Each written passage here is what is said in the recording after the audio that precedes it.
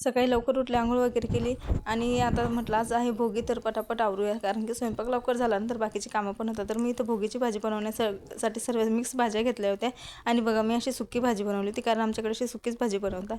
आणि इथं मॅगीसाठी ना तर स्ट्रॉबेरी आणलेली होती, तर ती मला फ्रूट चाटमध्ये मॅच करून दाखवत होती की मी ही फ्रूट खाते, म्हणजेच मी स्ट्रॉबेरी खाते असं.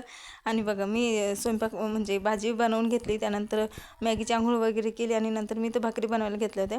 तसं तर भोगीसाठी आमच्याकडे बाजरीच्या भाकरी बनवतात, पण आम्ही दोघंही बाजरीच्या भाकरी खात नसल्यामुळे मी इथं ज्वारीचीच भाकरी बनवलं. आणि ज्वारीच्या भाकरीला सुद्धा मी तीळ लावून घेत होते, कारण की कसं आहे तीळ लावलेली भाकर खाणं चांगले असते भोगीच्या दिवशी असं म्हणतात. तर मी घेतली होती, त्यानंतर चहा घेतली.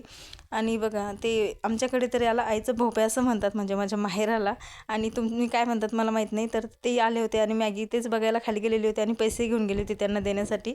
नंतर वरती आले आणि म्हटलं चला तिळगुळ करून घेऊया, लाडू पण बनवायचे होते किंवा फक्त तिळगुळ. तर मी इथे तीळ, शेंगदाणे आणि थोडासा गूळ घेतला होता.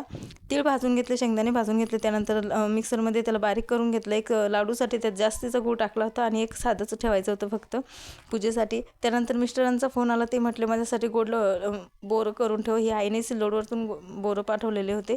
तर म्हटलं ठीक आहे बनवते. तर अर्धे बोरं बघितले फोडून तर असे खराब होते, त्यामुळे ते खराब साईडला ठेवले आणि चांगले बोरच घेतले. आणि एवढा मी गूळ घेतला होता ते गोड बोरं बनवण्यासाठी. त्यामुळं मॅगी तर झोपलेली होती, तर तिला झोपेतनं उठवलं, कारण की आम्हाला बाहेर जायचं होतं आणि पावसाचं वातावरण पण खूप चाललेलं होतं. म्हटलं पाऊस येण्याच्या अगोदरच बाहेर जाऊन येऊया. तर बघा मी इथं मॅगीला उठवत होते की उठ आता म्हणून, तर म्हणत होती हो 5 मिनटं.